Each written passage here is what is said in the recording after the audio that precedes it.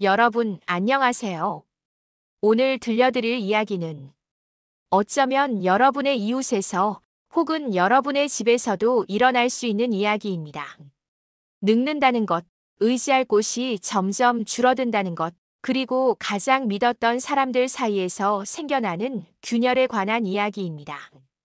이 영상이 도움이 되셨다면 구독과 좋아요 꼭 부탁드립니다. 여러분의 작은 관심이 더 좋은 이야기를 만드는 힘이 됩니다.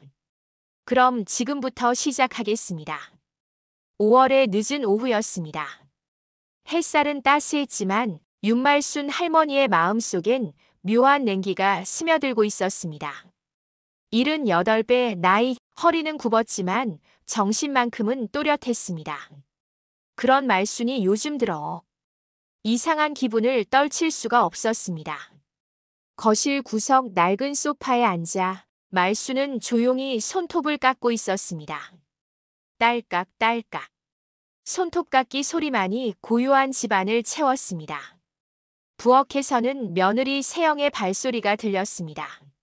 냉장고 문 여닫는 소리, 프라이팬 놓는 소리, 그릇 부딪히는 소리. 일상적인 소리들이었지만 요즘은 그 소리들이 왠지 날카롭게 느껴졌습니다. 어머님, 밥 차렸어요. 식기 전에 드세요. 세영의 목소리가 들렸습니다.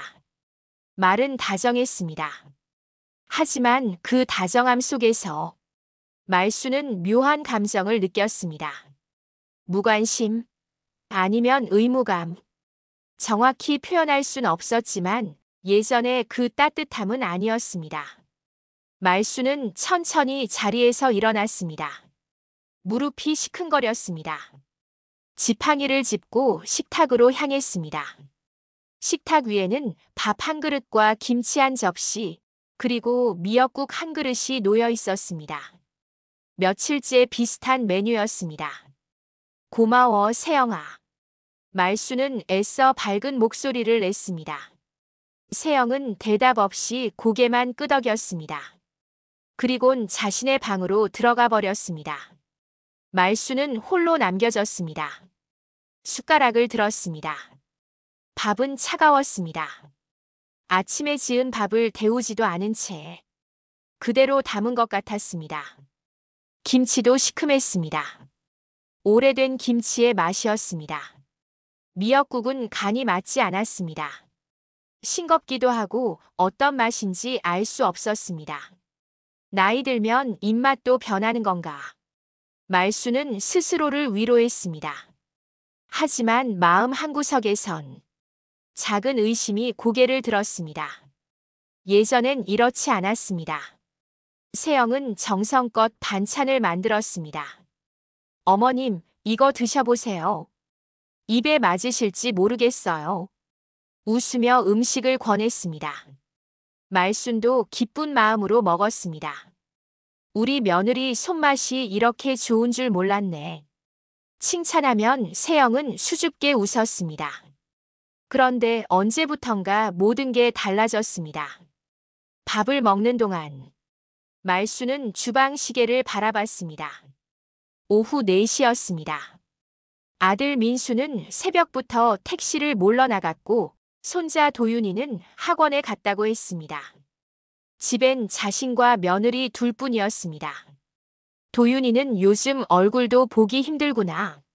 말수는 손자 생각에 마음이 저렸습니다. 중학교 2학년인 도윤이는 예전엔 할머니와 이야기하는 걸 좋아했습니다. 할머니, 오늘 학교에서요. 제잘제잘 떠들던 손자였습니다. 하지만 요즘은 방문을 닫아 걸고 나오질 않았습니다. 학원 간다며 아침 일찍 나가고 밤늦게 돌아왔습니다. 밥을 다 먹지 못했습니다. 입맛이 없었습니다. 말수는 그릇을 들고 부엌으로 갔습니다. 싱크대에 물을 받아 그릇을 헹구려는데 세영의 방문이 열렸습니다. 어머님, 제가 할게요. 세영이 다가와 그릇을 빼앗듯 가져갔습니다. 말수는 손이 텅 비었습니다. 아니야, 내가 할 수 있어. 어머님 손 다치시면 안 되잖아요. 가서 쉬세요. 말은 부드러웠지만 거절할 수 없는 단호함이 있었습니다. 말수는 물러날 수밖에 없었습니다. 방으로 돌아온 말수는 침대에 누웠습니다. 천장을 바라봤습니다. 낡은 천장에는 얼룩이 져 있었습니다. 오래된 집이었습니다. 이 집에서 30년을 살았습니다. 남편과 함께 이사 온 집이었습니다. 남편은 10년 전에 세상을 떠났습니다. 그 후로 아들 내외와 함께 살게 됐습니다. 처음엔 좋았습니다. 가족이 함께 있다는 것만으로도 든든했습니다. 하지만 2년 전 아들의 사업이 망하면서 모든 게 틀어졌습니다. 퇴직금까지 날렸습니다. 빚만 남았습니다. 며느리가 운영하던 작은 미용실도 문을 닫았습니다. 집안 분위기는 날로 무거워졌습니다. 말수는 자신이 짐이라는 걸 알았습니다. 연금은 적었습니다. 한 달에 40만 원 남짓. 병원비에 약가. 그것만으로도 빠듯했습니다. 아들에게 손 벌리는 게 미안했습니다. 그래서 더욱 조용히 지내려 애썼습니다. 그런데 요즘은 무서웠습니다. 뭐가 무서운지 정확히 말할 순 없었지만 가슴속에서 불안이 자라나고 있었습니다. 며느리의 차가운 시선, 줄어드는 반찬, 맛없는 음식, 그리고 집안을 감도는 냉랭한 공기. 내가 예민한 건가? 나이 들어 그런가? 스스로를 다독였지만 불안은 가시지 않았습니다. 그날 저녁 아들 민수가 돌아왔습니다. 피곤한 얼굴이었습니다. 택시 운전은 고된 일이었습니다. 엄마, 저녁 드셨어요? 응, 먹었다. 많이 드셨어요? 응, 잘 먹었어. 거짓말이었습니다. 제대로 먹지 못했습니다. 하지만 말할 수 없었습니다. 아들을 더 힘들게 하고 싶지 않았습니다. 민수는 간단히 씻고 거실 소파에 누웠습니다. 텔레비전을 켰습니다. 뉴스가 나왔습니다. 경제가 어렵다는 이야기, 실업률이 높아졌다는 이야기. 민수는 한숨을 쉬었습니다. 말수는 방문을 살짝 열고 아들을 바라봤습니다. 한때는 건장했던 아들이 이제는 초췌해 보였습니다. 가슴이 아팠습니다. 그때 세영이 부엌에서 나왔습니다. 민수에게 물 한 잔을 건넸습니다. 오늘 힘들었어? 응, 손님이 별로 없었어. 그래도 다행이야.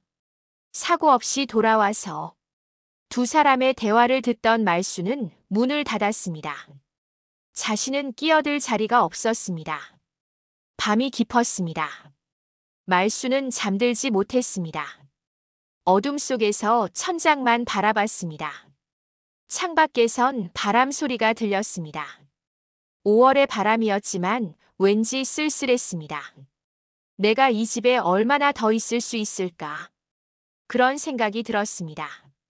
그리고 그 생각이 두려웠습니다. 이것은 시작이었습니다. 불안의 씨앗이 뿌려진 것이었습니다. 그리고 그 씨앗은 곧 자라나 말순의 마음을 온통 뒤덮게 될 것이었습니다. 말순이 이 집의 며느리 세영을 처음 맞이한 건 15년 전이었습니다. 26의 세영은 수줍지만 다정한 여자였습니다. 시어머니를 공경했고 남편을 사랑했습니다. 말수는 좋은 며느리를 얻었다고 생각했습니다. 어머님, 제가 잘할 수 있을까요? 결혼 첫날, 세영은 떨리는 목소리로 물었습니다. 당연하지. 우리 며느리 잘할 수 있어. 걱정 마라. 말수는 며느리의 손을 꼭 잡아주었습니다. 그때는 정말 행복했습니다. 세영은 약속대로 잘했습니다. 아침 일찍 일어나 시어머니 아침상을 차렸습니다. 청소하고 빨래하고 저녁엔 맛있는 반찬을 만들었습니다. 1년 후 손자 도윤이가 태어났습니다. 집안은 웃음소리로 가득했습니다. 민수의 사업도 잘 됐습니다. 작은 건설 자재 회사를 운영했는데 수주가 끊이질 않았습니다. 세영도 동네에 작은 미용실을 열었습니다. 단골 손님들이 많았습니다. 집안 형편은 넉넉했습니다. 어머님, 이번 주말에 온천 여행 가실래요? 제가 모셔갈게요. 세영은 늘 시어머니를 챙겼습니다. 말수는 복받은 사람이라고 느꼈습니다. 하지만 2년 전부터 모든 것이 무너지기 시작했습니다. 민수의 회사가 부도가 났습니다. 대형 건설사의 지급이 밀리면서 연쇄 부도가 일어났습니다. 퇴직금까지 꺼내 사업을 살려보려 했지만 결국 실패했습니다. 빚만 3천만 원 남았습니다. 세영의 미용실도 문을 닫았습니다. 동네가 재개발되면서 임대료가 2배로 올랐습니다. 수입이 줄어든 상황에서 버틸 수 없었습니다. 그때부터 집 안 분위기가 달라졌습니다. 민수는 새벽같이 나가 택시를 몰았습니다. 하루 15시간씩 일했지만 버는 돈은 빠듯했습니다. 빚을 갚아야 했고 생활비를 벌어야 했습니다. 집에 돌아오면 기진맥진했습니다. 아내와 대화할 여력도 어머니를 돌볼 시간도 없었습니다. 세영은 집에만 있었습니다. 재취업을 시도했지만 나이가 걸림돌이었습니다. 40이 넘은 미용사를 원하는 곳은 없었습니다. 점점 무기력해졌습니다. 하루 종일 방에 틀어박혀 스마트폰만 들여다봤습니다. 손자 도윤이도 변했습니다. 집안 분위기를 느꼈는지 말수가 줄었습니다. 학교가 끝나면 PC방에 가거나 친구 집에 놀러 갔습니다. 집에 있기 싫어했습니다. 말수는 이 모든 변화를 지켜봤습니다. 가슴이 찢어지는 것 같았습니다. 하지만 어쩔 수 없었습니다. 자신도 짐이었기 때문입니다. 어머님, 병원 가시려면 택시 타세요. 저 바빠요. 예전엔 기꺼이 모셔다 주던 세영이 이제는 귀찮아했습니다. 아니야, 버스 타고 갈 수 있어. 말수는 말했지만 무릎이 아파 버스 타기가 힘들었습니다. 그래도 참았습니다. 저녁 식탁도 달라졌습니다. 예전엔 4-5가지 반찬이 나왔습니다. 이제는 김치와 된장찌개가 전부였습니다. 가끔은 반찬조차 없었습니다. 세영아, 내가 반찬 좀 만들까? 됐어요. 어머님이 하시면 힘드시잖아요. 말은 그렇게 했지만 말수는 알았습니다. 자신이 만든 음식을 먹고 싶어 하지 않는다는 걸. 예전엔 어머님 손맛이 최고예요 라고 했던 며느리였습니다. 이제는 거들떠보지도 않았습니다. 그러던 어느 날 밤이었습니다. 말수는 화장실에 가려고 방문을 열었습니다. 거실은 어둠에 잠겨 있었습니다. 그때 세영의 방에서 목소리가 들렸습니다. 남편과 전화 통화를 하고 있었습니다. 당신 언제까지 이렇게 살아야 해? 나 미치겠어. 세영의 목소리는 지쳐 있었습니다. 그 노인네만 없으면 우리도 좀 숨통이 트일 텐데. 병원비에 약값에 한 달에 얼마나 들어가는지 알아? 말순의 심장이 멎는 것 같았습니다. 요양원?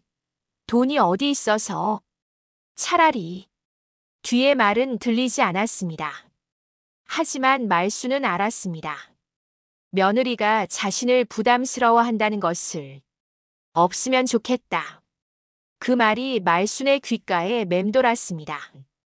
다리에 힘이 풀렸습니다. 벽을 짚고 겨우 방으로 돌아왔습니다.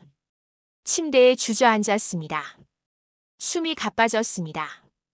가슴이 조여왔습니다. 나는 이 집에서 환영받지 못하는구나. 눈물이 흘렀습니다. 소리내어 울 수 없었습니다. 이불을 입에 물고 흐느꼈습니다. 그날 이후 말수는 며느리를 보는 눈이 달라졌습니다. 두려움이 생겼습니다. 혹시 자신을 해치려는 건 아닐까? 그런 생각이 자꾸 들었습니다. 설마. 그럴 리 없어. 스스로를 다독였지만 의심은 자라났습니다. 며칠 후 말수는 세영에게 물었습니다. 세영아, 도윤이는 요즘 어디 있니? 얼굴을 못 본 지가 며칠째야. 학원 다녀요. 입시 준비해야죠. 그렇구나. 공부하느라 힘들겠네. 어머님은 신경 안 쓰셔도 돼요. 말은 짧고 차가웠습니다. 말수는 더 이상 물을 수 없었습니다. 손자를 보고 싶었습니다. 예전엔 할머니 방에 와서 숙제를 했습니다. 할머니, 이거 어떻게 푸는 거예요? 물으면 말수는 옛날 이야기를 해주며 풀이를 알려주었습니다. 도윤이는 할머니 이야기를 좋아했습니다. 이제는 그런 시간이 없었습니다. 도윤이는 할머니를 피했습니다. 아니, 피하도록 시킨 것 같았습니다. 우리 손자도 나를 싫어하는구나. 말수는 깊은 절망에 빠졌습니다. 집안은 점점 더 냉랭해졌습니다. 가족이 함께 있어도 대화가 없었습니다. 저녁 식사 시간에도 각자 스마트폰만 들여다봤습니다. 텔레비전 소리만 공허하게 울렸습니다. 말수는 점점 작아졌습니다. 자신의 존재를 지우려 애썼습니다. 소리 내지 않으려 했습니다. 화장실도 가족이 모두 잠든 밤에 갔습니다. 방에서 나오지 않았습니다. 내가 없으면 이 집이 편할까? 그런 생각이 들었습니다.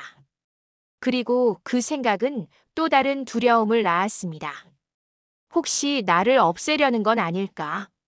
그날 밤 말수는 거실 불빛 아래를 지나가다 멈춰 섰습니다. 세영이 혼자 소파에 앉아 중얼거리고 있었습니다. 이제 조금만 더 버티면 돼. 조금만 더. 말수는 몸을 숨겼습니다. 심장이 쿵쾅거렸습니다. 무엇을 버틴다는 거지? 나를 버티고 있는 건가? 공포가 밀려왔습니다. 더 이상 이 집이 안전하게 느껴지지 않았습니다. 그날 밤 말수는 잠들지 못했습니다. 문고리만 쳐다봤습니다. 혹시 누군가 들어오진 않을까 두려웠습니다. 사랑이 사라진 집. 이제 남은 건 냉기와 의심뿐이었습니다. 다음 날 아침, 말수는 평소보다 일찍 잠에서 깼습니다. 새벽 5시였습니다. 밤새 뒤척이다가 겨우 눈을 붙였던 것 같았습니다. 몸은 무거웠지만 마음은 더 무거웠습니다. 방문을 조심스럽게 열었습니다. 거실은 고요했습니다. 아들은 벌써 나갔고 며느리와 손자는 아직 자고 있었습니다. 말수는 화장실에 다녀온 후 부엌으로 향했습니다. 목이 말랐습니다. 냉장고 문을 열려는 순간 이상한 냄새가 났습니다. 무언가 타는 냄새였습니다. 고개를 돌리니 가스레인지 위의 냄비에서 연기가 피어오르고 있었습니다. 어머, 이게 뭐야? 말수는 서둘러 불을 껐습니다. 냄비 안을 들여다봤습니다. 된장국인 것 같았는데 바닥이 새까맣게 타 있었습니다. 냄새가 고약했습니다. 그때 세영의 방문이 열렸습니다. 부스스한 머리에 잠옷 차림의 며느리가 나왔습니다. 어머님, 벌써 일어나셨어요? 응, 목이 말라서. 그런데 이거 봐. 불 켜놓고 그냥 둔 거야. 말순이 냄비를 가리켰습니다. 세영은 다가와 냄비를 내려다봤습니다. 표정이 굳었습니다. 아, 어젯밤에 국 끓이다가 깜빡했나 봐요. 다행히 불은 약하게 켜져 있었네. 큰일 날 뻔했어.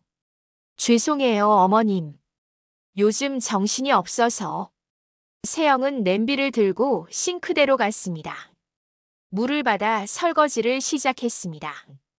말수는 며느리의 뒷모습을 바라봤습니다. 어깨가 축 처져 있었습니다. 피곤해 보였습니다. 그래, 세영이도 힘든 거야. 내가 예민한 거겠지. 말수는 스스로를 타일렀습니다. 하지만 가슴속 불안은 가시지 않았습니다. 저녁이 됐습니다. 식탁에 저녁상이 차려졌습니다. 밥, 김치, 그리고 된장국. 오늘은 새로 끓인 국이었습니다. 어머님 드세요. 오늘은 제대로 끓였어요. 세영이 말했습니다. 말수는 고개를 끄덕이고 숟가락을 들었습니다. 국을 한 숟가락 떴습니다. 입에 넣었습니다. 순간 이상한 맛이 느껴졌습니다. 씁쓸했습니다. 그리고 묘한 금속 맛이 났습니다. 혀끝이 얼얼했습니다. 말수는 인상을 찌푸렸습니다. 국물을 뱉고 싶었지만 참고 삼켰습니다. 왜 그러세요, 어머님? 세영이 물었습니다. 눈빛이 날카로웠습니다. 아니야. 그냥 좀 이상한 맛이 나서. 이상한 맛이요? 제가 먹어봤는데 괜찮던데요. 세영은 자신의 국을 한 숟가락 떠서 마셨습니다. 아무렇지 않은 표정이었습니다. 어머님 입맛이 변하신 거 아닐까요? 요즘 약도 드시고 그러시잖아요. 그런가? 그럴 수도 있겠네.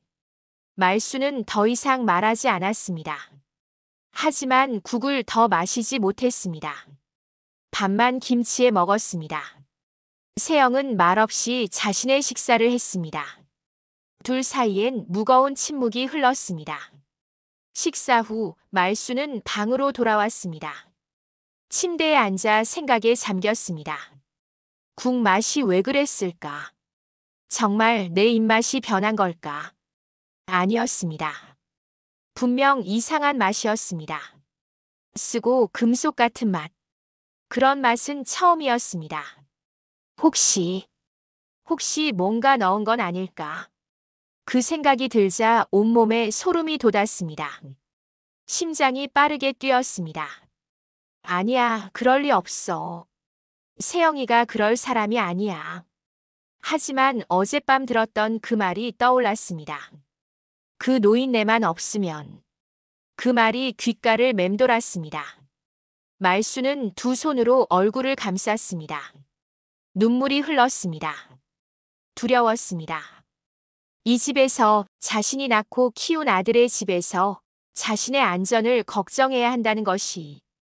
밤이 깊어갔습니다. 말수는 잠들 수 없었습니다. 창밖을 내다봤습니다. 달이 떠 있었습니다. 보름달이었습니다. 밝은 달빛이 방 안을 비췄습니다. 문득 목이 말랐습니다. 물을 마시고 싶었습니다. 하지만 부엌에 나가기가 두려웠습니다. 혹시 며느리가 나와 있을까봐 참을 수 없었습니다. 말수는 조심스럽게 방문을 열었습니다. 거실은 어두웠습니다. 부엌 불만 희미하게 켜져 있었습니다. 냉장고로 다가갔습니다. 물병을 꺼내려는데 세영의 목소리가 들렸습니다. 어머님. 말수는 화들짝 놀랐습니다. 돌아보니 세영이 어둠 속에 서 있었습니다. 세영아. 깜짝이야. 물 좀 마시려고. 아, 그러세요. 제가 따라 드릴게요. 세영이 다가와 물병을 빼앗듯 가져갔습니다. 컵에 물을 따랐습니다. 말순에게 건넸습니다. 고맙다. 말수는 컵을 받았습니다. 하지만 마시지 못했습니다. 그냥 쳐다만 봤습니다. 왜 안 드세요? 아, 응. 말수는 컵을 입에 대고 살짝 적셨습니다. 마시는 척만 했습니다. 들어가서 주무세요, 어머님. 밤 공기 차가워요. 세영의 목소리는 무표정했습니다. 말수는 고개를 끄덕이고 방으로 돌아왔습니다. 방문을 닫는 순간 등 뒤에서 세영의 시선이 느껴졌습니다. 차갑고 날카로운 시선. 말수는 컵을 책상 위에 놓았습니다. 물을 마시지 않았습니다. 마실 수 없었습니다. 나는 이제 이 집에서 아무것도 믿을 수 없구나. 그날 밤 말수는 한숨도 자지 못했습니다. 침대에 누워 천장만 바라봤습니다. 눈은 감겼지만 정신은 또렷했습니다. 새벽 3시쯤 복도에서 발소리가 들렸습니다. 누군가 움직이고 있었습니다. 말수는 숨을 죽였습니다. 발소리는 자신의 방문 앞에서 멈췄습니다. 문 밖에서 인기척이 느껴졌습니다. 누군가 서 있었습니다. 말수는 이불을 머리까지 뒤집어 썼습니다. 온몸이 떨렸습니다. 심장이 터질 것 같았습니다. 한참 후 발소리가 멀어졌습니다. 말수는 이불 속에서 흐느꼈습니다. 소리 없이 울었습니다. 살려줘. 누가 나를 살려줘. 하지만 아무도 오지 않았습니다. 이 어둠 속에서 말수는 혼자였습니다. 사흘이 지났습니다. 말수는 점점 기운을 잃어갔습니다. 밥을 제대로 먹지 못했습니다. 며느리가 차려주는 음식이 두려웠습니다. 물도 마시지 못했습니다.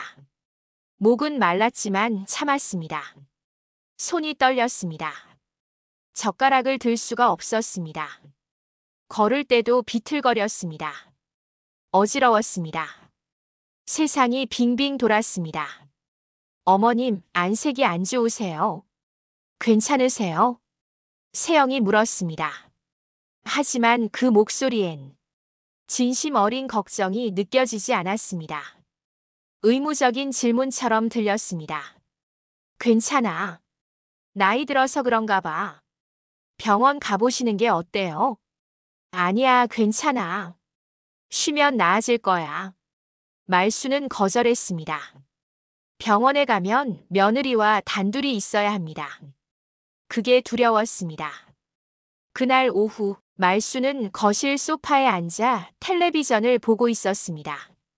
드라마가 나오고 있었지만 내용은 하나도 들어오지 않았습니다. 그저 멍하니 화면만 바라볼 뿐이었습니다. 세영이 장을 보러 나간다고 했습니다. 집엔 말순 혼자 남았습니다. 화장실이나 다녀와야겠다. 말순은 일어서려 했습니다. 하지만 다리에 힘이 없었습니다. 휘청거렸습니다. 소파 팔걸이를 붙잡고 겨우 일어섰습니다. 화장실로 가는 길에 부엌을 지나게 됐습니다. 문득 냉장고가 눈에 들어왔습니다. 냉장고 안을 보고 싶었습니다. 혹시 이상한 게 있는지 확인하고 싶었습니다. 냉장고 문을 열었습니다. 야채, 반찬통, 우유, 계란. 평범한 것들이었습니다. 안쪽 칸을 열었습니다. 냉동실도 열었습니다. 그때 냉동실 깊숙한 곳에서 뭔가가 보였습니다. 비닐봉지에 쌓인 물체였습니다. 말수는 그것을 꺼냈습니다. 비닐을 열어보니 작은 병이 있었습니다. 갈색 병이었습니다. 라벨이 붙어 있었지만 글씨가 너무 작아 읽을 수 없었습니다. 이게 뭐지? 말수는 병을 쳐다봤습니다. 뚜껑을 열어볼까 하다가 그만두었습니다. 무서웠습니다. 그때 현관문 열리는 소리가 들렸습니다. 세영이 돌아온 것입니다. 말수는 황급히 병을 다시 비닐에 넣고 냉동실에 집어넣었습니다.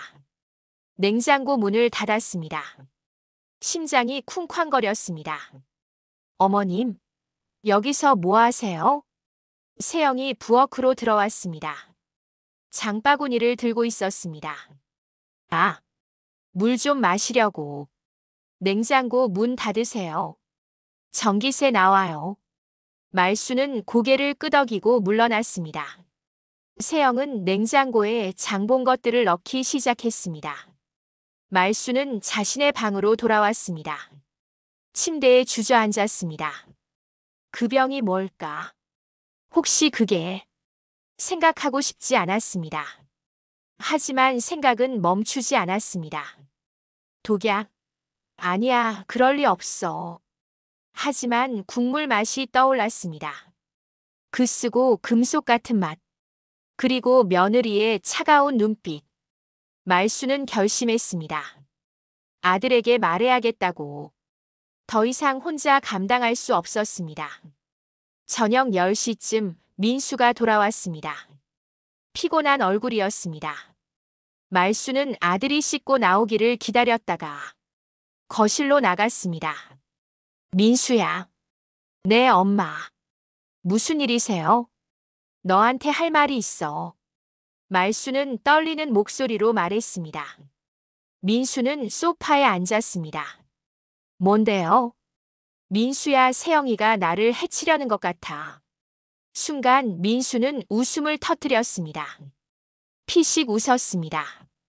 엄마, 무슨 말씀을 그렇게 하세요? 정말이야. 국에 이상한 게 들어있었어. 맛이 이상했단 말이야. 엄마, 피곤해서 그런 생각하시는 거예요. 요즘 컨디션이 안 좋으시잖아요. 아니야. 냉장고에 이상한 병도 있었어. 숨겨놓은 것 같았어. 민수는 한숨을 쉬었습니다. 엄마, 그만하세요. 세영이가 들으면 상처받아요. 하지만 그때 세영의 방문이 열렸습니다. 며느리가 나왔습니다. 얼굴이 굳어 있었습니다. 어머님, 제도 다 들었어요. 목소리가 차가웠습니다. 말수는 몸을 움츠렸습니다. 세영아, 나는. 어머님, 그만 좀 하세요. 저도 사람이에요. 세영의 목소리가 커졌습니다. 분노가 섞여 있었습니다. 전 10년 넘게 어머님 뒷바라지했어요. 밥 해드리고 병원 모시고 빨래하고 청소하고 다 했어요. 근데 이제 저보고 살인자라고 하시는 거예요. 나는 그런 말 안 했어. 해치려 한다고 하셨잖아요. 그게 무슨 뜻인데요? 세영은 울먹였습니다.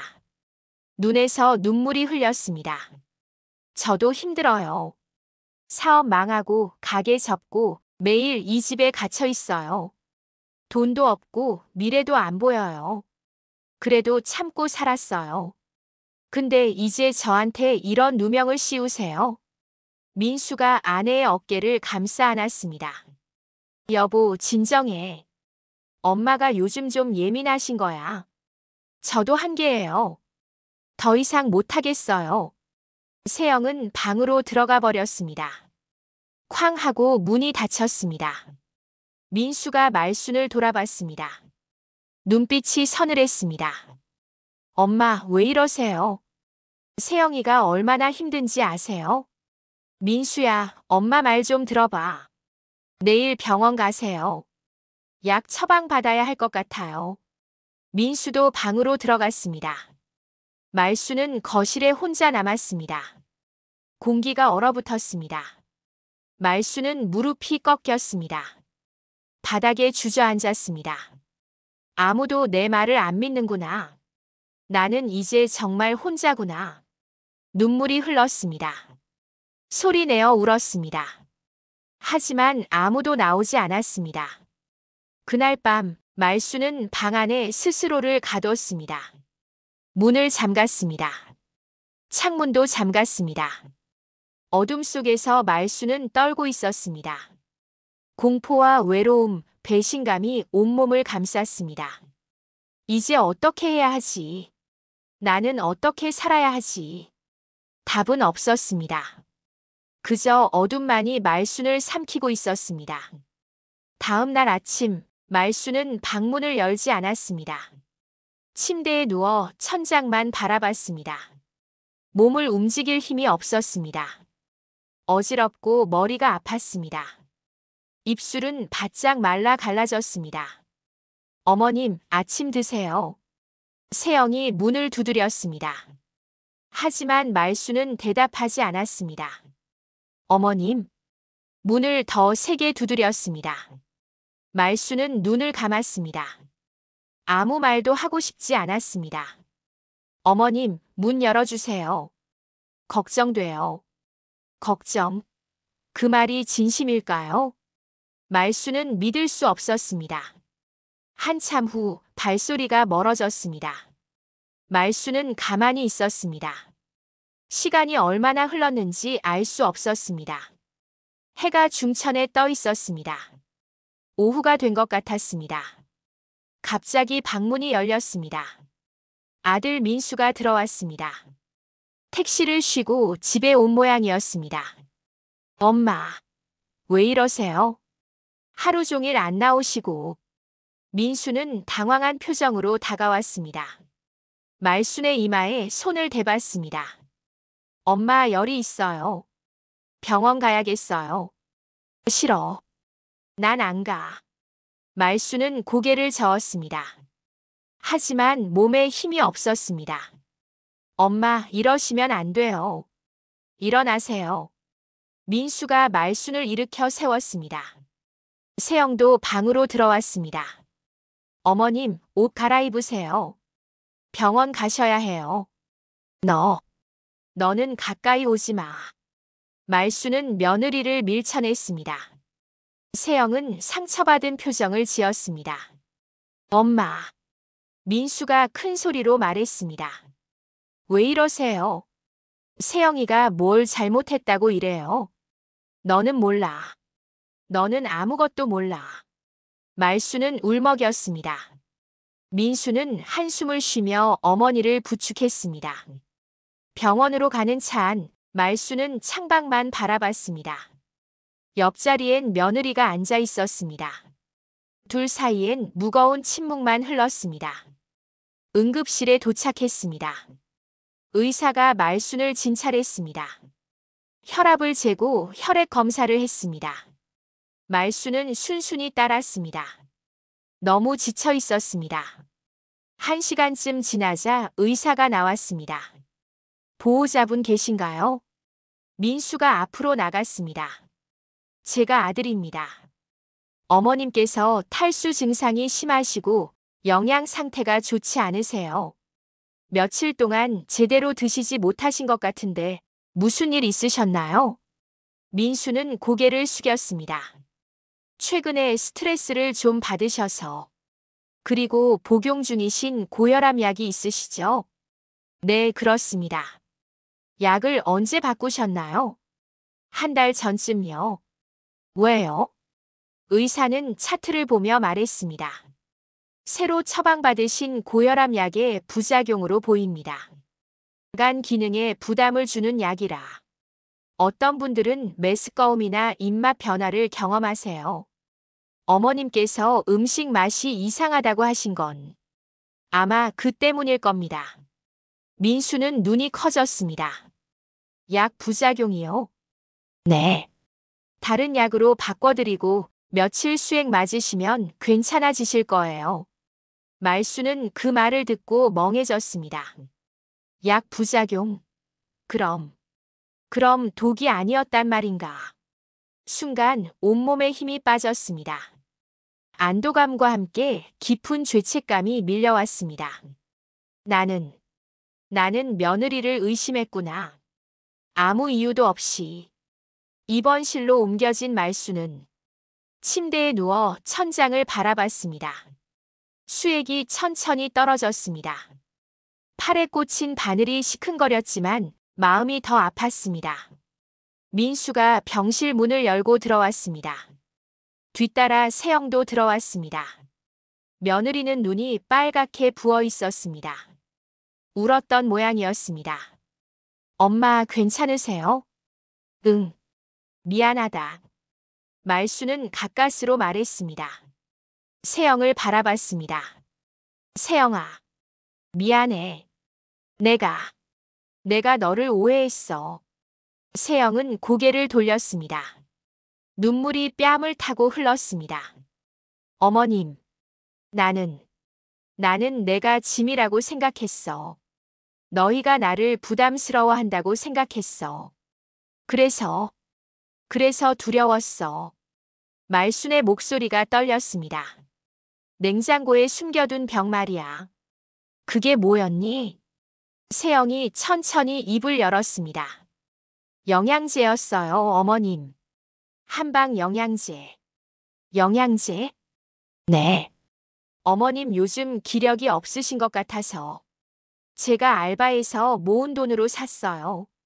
비싼 거라 말씀드리면 돈 낭비한다고 하실까봐 몰래 보리차에 섞어 드리려고 했어요. 말순은 숨이 막혔습니다.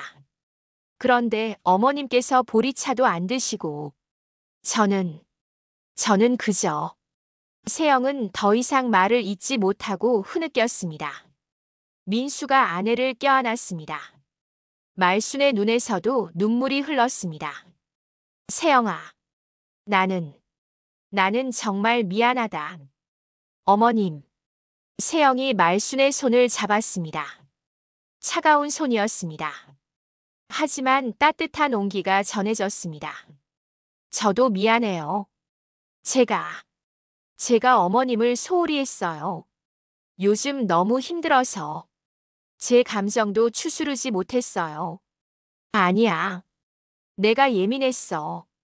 나이 들어서 그런가 봐. 아니에요, 어머님.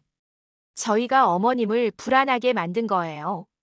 세영은 눈물을 닦았습니다. 사실 제가 그 말했어요. 그 노인네만 없으면 좋겠다고. 말수는 몸을 굳혔습니다. 어머님이 들으셨나 봐요. 그날 밤 통화할 때. 응, 들었어.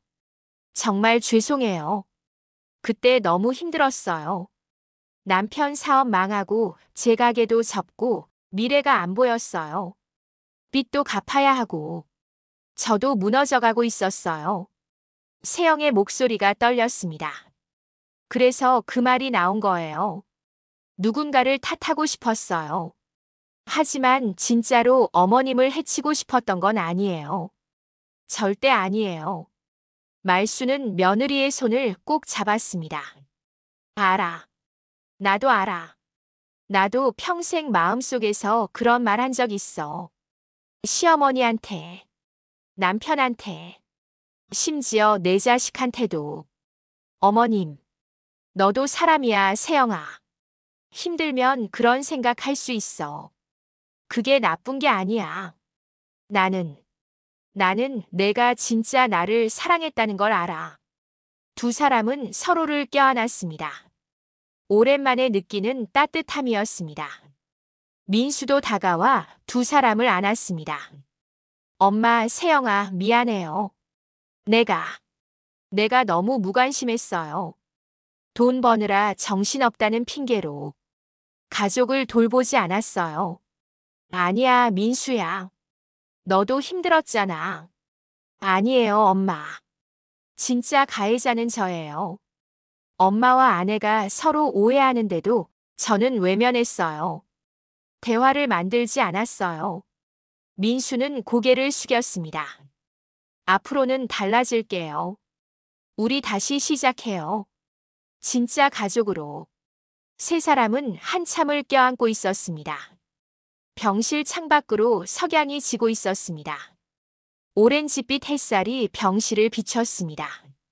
그 빛 속에서 세 사람의 그림자는 하나로 이어져 있었습니다. 말수는 생각했습니다. 가족이란 건 완벽할 수 없구나. 상처 주고 오해하고 미워할 수도 있어. 하지만 다시 이어질 수 있어. 눈물로, 용서로, 사랑으로. 그날 밤 말수는 오랜만에 편히 잠들었습니다. 곁에는 며느리가 앉아 손을 잡아주고 있었습니다. 사흘 후 말수는 퇴원했습니다. 새 고혈압 약을 처방받았고 컨디션도 많이 나아졌습니다. 무엇보다 마음이 가벼워졌습니다. 집으로 돌아오는 길 세영이 말순의 팔을 꼭 잡고 걸었습니다. 예전처럼 다정했습니다. 어머님, 천천히 걸으세요. 응, 고마워. 집에 가면 제가 미역국 끓여드릴게요. 제대로 된 걸로요.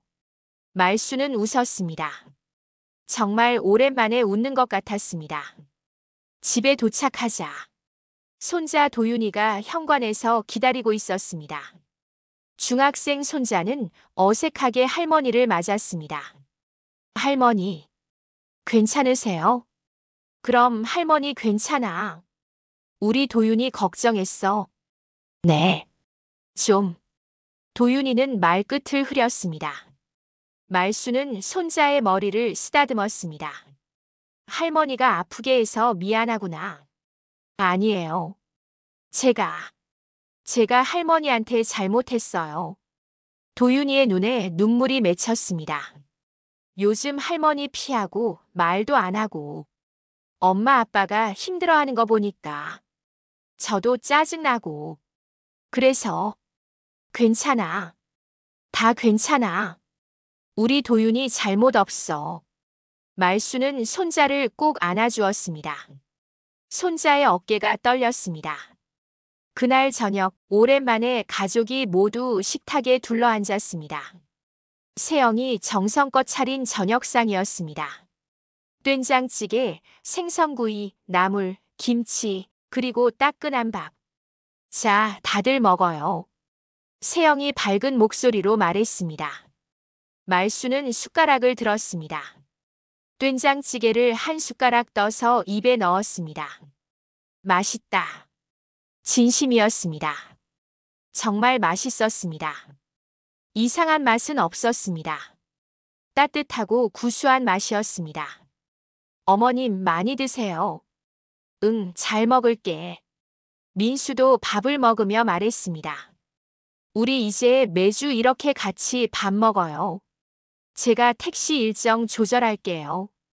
그래, 좋지. 도윤이도 거들었습니다. 저도 학원 줄일게요. 집에서 공부할 수 있어요. 아니야, 도윤아. 학원은 다녀야지. 아니에요, 할머니. 저 집에서 할머니랑 같이 있고 싶어요. 말수는 손자를 바라봤습니다. 손자는 진심으로 웃고 있었습니다. 식사를 마치고 말수는 거실 소파에 앉았습니다. 세영이 차를 내왔습니다. 따뜻한 보리차였습니다. 어머님, 이거예요. 제가 영양제 넣어놓은 거. 이제는 말씀드리고 드릴게요. 고마워, 세영아. 내 마음이 고마워. 말수는 차를 마셨습니다. 고소한 보리차 맛이 입안 가득 퍼졌습니다. 세영이 말순 옆에 앉았습니다. 어머님, 제가 하나 말씀드릴 게 있어요. 뭔데? 사실, 저 다시 일하려고 해요. 일? 네. 동네 경로당에서 봉사 미용을 하고 싶어요. 거기서 할머니, 할아버지들 머리 손질해드리고 나중에 여유 생기면 작은 가게도 다시 열고 싶고요. 말수는 며느리의 손을 잡았습니다. 좋은 생각이야. 그렇게 해. 내가 하고 싶은 일 해야지. 어머님도 같이 가시겠어요? 경로당에. 거기서 친구들도 사귀시고. 나를. 네. 집에만 계시면 답답하시잖아요. 나가서 사람들 만나시고 운동도 하시고. 말수는 잠시 생각했습니다. 그리곤 고개를 끄덕였습니다. 그래. 좋아. 나도 밖에 나가볼게. 정말요? 다행이다. 세영은 환하게 웃었습니다. 오랜만에 보는 며느리의 밝은 얼굴이었습니다. 그날 밤 말수는 침대에 누워 창밖을 바라봤습니다. 별이 빛나고 있었습니다. 5월의 밤하늘은 청명했습니다. 나는 혼자가 아니었구나. 가족이 있었어. 사랑이 있었어. 눈가에 눈물이 맺혔습니다. 하지만 슬픈 눈물이 아니었습니다. 고마움의 눈물이었습니다. 며칠 후 말수는 세영과 함께 경로당에 갔습니다. 낯선 사람들이 많았지만 금방 친해졌습니다. 새로 오셨어요? 이름이 어떻게 되세요? 윤말순입니다. 잘 부탁드려요. 아이고, 윤 선생님. 어서 와요. 우리 여기서 매일 모여서 수다 떨고 운동도 하고 그래요. 할머니들은 말순을 환영했습니다. 말순은 그들과 함께 웃고 이야기하고 차를 마셨습니다. 오후에는 세영이 미용 봉사를 했습니다. 할머니들의 머리를 정성껏 손질해 주었습니다. 아이고, 머리가 개운하네. 며느리분 솜씨가 좋으시네요. 감사합니다. 편하게 말씀하세요. 말수는 며느리의 모습을 지켜봤습니다. 세영의 얼굴엔 생기가 돌았습니다. 사람들에게 도움을 주고 칭찬을 받으며 다시 살아나는 것 같았습니다. 그래, 우리 모두 다시 시작하는 거야. 말수는 미소 지었습니다. 집으로 돌아오는 길, 두 사람은 나란히 걸었습니다. 석양이 지고 있었습니다. 하늘은 분홍빛으로 물들어 있었습니다. 어머님, 오늘 어떠셨어요? 좋았어. 정말 좋았어. 다행이에요. 다음에 또 가요. 그래. 같이 가자. 두 사람은 손을 잡고 걸었습니다. 길가에는 벚나무가 서 있었습니다. 이미 꽃은 다 지고 초록 잎이 무성했습니다. 말수는 생각했습니다. 봄은 지나갔지만 새로운 계절이 왔구나. 우리에게도 새로운 시작이 온 거야. 그날 저녁 가족은 다시 식탁에 둘러앉았습니다. 웃음소리가 집안을 채웠습니다. 말수는 가족들의 얼굴을 하나하나 바라봤습니다. 아들, 며느리, 손자. 그들은 완벽하지 않았습니다. 상처도 있고 약점도 있었습니다. 하지만 그들은 가족이었습니다. 피로 이어진 것이 아니라 용서와 사랑으로 다시 이어진 가족이었습니다. 가족이란 건 이런 거구나. 넘어져도 다시 일어서는 것. 오해해도 다시 이해하는 것. 미워해도 다시 사랑하는 것. 말순의 가슴 속에서 따뜻한 무언가가 피어올랐습니다. 그것은 희망이었습니다. 그리고 감사였습니다. 창밖으로 저녁 햇살이 비쳤습니다. 그 빛 속에서 가족의 그림자는 하나로 이어져 있었습니다. 서로의 상처 위에 진짜 봄이 피어나고 있었습니다. 일주일이 지났습니다. 말수는 매일 아침 일찍 일어나 창문을 열었습니다. 신선한 공기가 방 안으로 들어왔습니다. 새소리가 들렸습니다. 5월의 아침은 생명으로 가득했습니다. 어머님, 아침 드세요. 세영이 차려놓은 식탁엔 따뜻한 국과 정성스러운 반찬들이 놓여 있었습니다. 말수는 감사한 마음으로 식사를 했습니다. 음식 하나하나가 소중했습니다. 맛있니, 세영아? 네, 어머님. 어머님은요? 나도 맛있어. 정말 맛있어. 두 사람은 마주보며 웃었습니다. 자연스러운 웃음이었습니다. 그날 오후 말순과 세영은 경로당에 갔습니다. 이제는 익숙한 길이었습니다. 경로당 할머니들이 반갑게 맞아주었습니다. 윤 선생님, 오늘도 오셨네요. 네, 왔어요. 오늘은 날씨가 참 좋네요. 그러게요. 우리 오늘 밖에서 운동할까요? 할머니들과 함께 가벼운 체조를 했습니다. 팔을 들고 허리를 굽히고 다리를 뻗었습니다. 몸이 조금씩 가벼워지는 것 같았습니다. 운동 후 그늘에 앉아 차를 마셨습니다. 시원한 보리차였습니다. 말수는 한 모금 마시고 하늘을 올려다봤습니다. 구름이 천천히 흘러가고 있었습니다. 윤 선생님, 요즘 표정이 많이 밝아지셨어요. 옆에 앉은 할머니가 말했습니다. 그래요? 네, 처음 오셨을 땐 많이 힘들어 보이셨는데 지금은 편안해 보여요. 말수는 미소 지었습니다. 집에서 좋은 일이 있었어요. 그럼 됐네요. 가족이 화목해야 마음도 편하죠. 맞아요. 그게 제일 중요한 것 같아요. 저녁 때 병원에서 세영에게 전화가 왔습니다. 말순의 재검진 날짜를 확인하는 전화였습니다. 전화를 끄는 세영은 거실로 나왔습니다. 말순이 텔레비전을 보고 있었습니다. 어머님, 다음 주 화요일에 병원 가셔야 해요. 그래, 알았어. 세영은 말순 옆에 앉았습니다. 한참을 망설이다 입을 열었습니다. 어머님, 제가 하나 더 고백할 게 있어요. 말수는 세영을 돌아봤습니다. 뭔데? 사실 저 정말 힘들었어요. 어머님이 생각하시는 것보다 훨씬 더. 세영의 목소리가 떨렸습니다. 사업 망하고 빚에 쪼들리고 미래가 안 보이고 매일 밤 울었어요. 남편은 새벽부터 나가고 아들은 방에만 틀어박혀 있고 저는 아무것도 할 수 없었어요. 세영아, 어머님 병원비랑 약값 나갈 때마다 솔직히 마음이 무거웠어요. 우리 형편에 그게 부담이었거든요. 그래서 그런 생각을 한 거예요. 이 돈으로 빚을 갚으면 좀 숨통이 트일 텐데라고. 세영은 눈물을 흘렸습니다. 정말 죄송해요. 제가 며느리 자격이 없어요. 시어머니한테 그런 생각을 하다니. 말수는 며느리의 손을 잡았습니다. 세영아, 나도 고백할 게 있어. 네. 나도 똑같은 생각했어. 내 시어머니한테. 세영은 눈을 크게 떴습니다. 옛날에 남편이 사업하다 실패했을 때가 있었어. 그때 시어머니 병원비가 너무 많이 나갔어. 나도 너처럼 생각했지. 이 돈이면 우리 살림에 보탬이 될 텐데라고. 말수는 먼 곳을 바라봤습니다.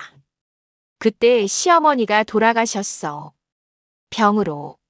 나는 그 후로 평생 죄책감에 시달렸어. 내가 그런 생각을 했었다는 게 너무 괴로웠어. 어머님. 하지만 이제 알아. 그건 인간적인 거였어. 우리는 완벽한 사람이 아니야. 힘들 때는 이기적인 생각도 할 수 있어. 그게 나쁜 게 아니야. 말수는 며느리를 꼭 안아주었습니다. 중요한 건 그 생각을 행동으로 옮기지 않은 거야. 그리고 결국 사랑을 선택한 거야. 그게 중요한 거야. 세영은 말순의 품에서 소리내어 울었습니다. 오랫동안 참았던 눈물이었습니다. 어머님 사랑해요. 정말 사랑해요. 나도 사랑해, 세영아. 우리 며느리. 두 사람은 한참을 그렇게 있었습니다. 서로의 체온을 느끼며 서로의 아픔을 어루만졌습니다. 그날 밤 가족 모두가 거실에 모였습니다. 민수가 먼저 입을 열었습니다. 엄마, 세영아, 도윤아. 우리 앞으로 일주일에 한 번씩 이렇게 모여서 이야기하는 시간 가지자. 무슨 이야기? 아무 이야기나. 요즘 어떻게 지내는지, 무슨 걱정 있는지, 기쁜 일은 없는지. 그런 거. 도윤이가 고개를 끄덕였습니다. 좋아요, 아빠. 저도 할머니랑 이야기 많이 하고 싶어요. 그래, 우리 도윤이. 할머니한테 하고 싶은 말 있어? 도윤이는 잠시 망설이다 말했습니다. 할머니, 저 사실 요즘 학교에서 좀 힘들었어요. 친구들이 우리 집 형편 어렵다고 놀렸거든요. 그랬구나. 그래서 집에 오기 싫었어요. 집에 와도 다들 무거운 얼굴이고 저도 어떻게 해야 할지 몰랐어요. 말수는 손자를 불러 안아주었습니다. 미안하다, 도윤아. 할머니가 너한테도 신경 써줬어야 했는데. 아니에요, 할머니. 이제 괜찮아요. 우리 가족 다시 좋아졌잖아요. 그래, 맞아. 우리 다시 시작하는 거야. 민수가 말했습니다. 우리 집은 가난할지 몰라도 사랑만큼은 부자야. 그걸 잊지 말자. 네 사람은 서로를 껴안았습니다. 작은 거실이었지만 그 안은 따뜻한 사랑으로 가득했습니다. 한 달이 지났습니다. 계절은 초여름으로 접어들고 있었습니다. 날씨는 더워졌지만 말순의 마음은 시원했습니다. 어느 토요일 아침 민수가 제안했습니다. 오늘 날씨 좋은데 우리 강가에 산책 갈까요? 좋지. 오랜만이다. 가족은 함께 강가로 나갔습니다. 벚꽃은 이미 지고 없었지만 실록이 우거져 있었습니다. 강물은 햇빛을 받아 반짝였습니다. 말수는 세영의 팔을 꼭 잡고 걸었습니다. 천천히 하지만 확실하게 걸었습니다. 어머님 힘드시면 말씀하세요. 아니야, 괜찮아. 이렇게 걷는 게 좋아. 강가 벤치에 앉아 쉬었습니다. 도윤이는 강변에서 돌멩이를 주워 물수제비를 뜨고 있었습니다. 민수는 아들 옆에서 함께 놀아주었습니다. 말수는 그 모습을 바라보며 말했습니다. 세영아, 고마워. 뭐가요, 어머님? 다 고마워. 나를 돌봐줘서, 참아줘서, 그리고 다시 시작해줘서. 세영도 강물을 바라보며 대답했습니다. 저야말로 감사해요. 어머님이 저를 용서해 주셔서. 용서? 용서할 게 뭐가 있어. 우리 서로 힘들었던 거지. 그래도 제가 많이 부족했잖아요. 나도 부족했어. 우리 다 부족한 사람들이야. 그래도 괜찮아. 함께 채워가면 되니까. 말수는 며느리의 손을 꼭 잡았습니다. 세영아, 너 행복해? 네, 어머님. 요즘 행복해요. 경로당에서 봉사하는 것도 좋고 어머님이랑 함께 있는 것도 좋아요. 다행이다. 나도 행복해. 두 사람은 미소 지었습니다. 어머님, 제가 꿈이 생겼어요. 꿈? 네. 작은 미용실 다시 열고 싶어요. 그런데 이번엔 다르게 하려고요. 경제적으로 어려운 어르신들 무료로 모셔서 머리 손질해 드리는 거예요. 좋은 생각이다. 어머님도 거기서 같이 일하실래요? 차 내어드리고 말벗 되드리고. 그럴까? 나도 할 수 있을까? 당연하죠. 어머님이면 다들 좋아하실 거예요. 말수는 고개를 끄덕였습니다. 그래, 해볼게. 우리 함께 해보자. 민수와 도윤이가 돌아왔습니다. 도윤이는 신이 나서 말했습니다. 할머니, 저 물수제비 5번 튀겼어요. 그래, 우리 도윤이 대단한데. 할머니도 해보세요. 할머니는 힘들어. 대신 보는 걸로 행복해. 도윤이는 할머니 옆에 앉았습니다. 할머니, 저 요즘 학교 잘 다니고 있어요. 친구들도 많이 생겼어요. 그래, 잘 됐다. 할머니 덕분이에요. 할머니가 이야기해 주신 거 기억나요? 남이 뭐라고 하든 내가 소중한 사람이라는 걸 잊지 말라고. 말수는 손자의 머리를 쓰다듬었습니다. 그래, 맞아. 넌 소중한 아이야. 할머니의 자랑이야. 해가 서쪽으로 기울기 시작했습니다. 하늘은 주황빛으로 물들었습니다. 강물에도 노을이 비쳤습니다. 슬슬 집에 갈까요? 민수가 말했습니다. 가족은 일어서서 집으로 향했습니다. 집으로 돌아가는 길, 말수는 뒤를 돌아봤습니다. 강가의 풍경이 보였습니다. 초록빛 나무들, 흐르는 강물, 그리고 석양. 아름답구나. 세상이 이렇게 아름다웠구나. 예전엔 보이지 않았던 것들이 보였습니다. 행복이 이렇게 가까이 있었다는 것을 이제야 알았습니다. 집에 도착해 저녁을 먹었습니다. 세영이 만든 비빔밥이었습니다.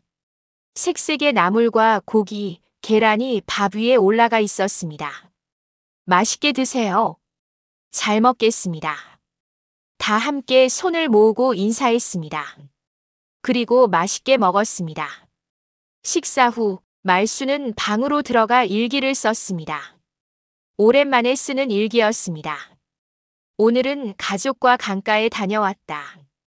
날씨가 좋았고 마음도 좋았다. 며느리와 많은 이야기를 나눴다. 서로를 용서하고 사랑을 확인했다. 손자는 밝아졌고 아들은 웃었다. 우리 가족은 다시 시작하고 있다. 봄은 지났지만 우리 마음속엔 봄이 와 있다. 감사하다. 살아있음이 감사하다. 사랑받고 있음이 감사하다. 일기를 덮고 창밖을 바라봤습니다. 달이 떠올랐습니다. 밝은 달이었습니다. 말수는 생각했습니다. 가족이란 건 피로 맺히는 게 아니구나. 눈물로, 용서로, 사랑으로 다시 이어지는 거구나. 그날 밤 말수는 평온하게 잠들었습니다. 꿈속에서 봄날이 펼쳐졌습니다. 만개한 벚꽃 아래 가족이 함께 웃고 있었습니다. 서로의 상처 위에 진짜 봄이 피어나고 있었습니다. 우리 인생에는 봄날만 있는 게 아닙니다. 추운 겨울도 있고 어두운 밤도 있습니다. 사랑하는 사람들과도 오해하고 상처 주고 미워할 때가 있습니다. 하지만 중요한 건 다시 일어서는 것입니다. 용서하는 것입니다. 그리고 사랑을 선택하는 것입니다. 완벽한 가족은 없습니다. 완벽한 사람도 없습니다. 우리 모두 부족하고 약하고 때로는 이기적입니다. 하지만 그럼에도 불구하고 우리는 함께 할 수 있습니다. 서로의 그림자를 감싸 안고 함께 봄을 맞이할 수 있습니다. 오늘 이 이야기가 여러분의 마음에 작은 위로가 되었기를 바랍니다. 여러분의 가정에도 따뜻한 봄날이 찾아오기를 기도합니다. 긴 이야기 끝까지 함께 해주셔서 진심으로 감사드립니다. 이 영상이 도움이 되셨다면 구독과 좋아요, 알림 설정 부탁드립니다. 여러분의 응원이 더 좋은 이야기를 만드는 힘이 됩니다. 다음에도 감동적인 이야기로 찾아뵙겠습니다. 건강하시고 행복하세요. 감사합니다.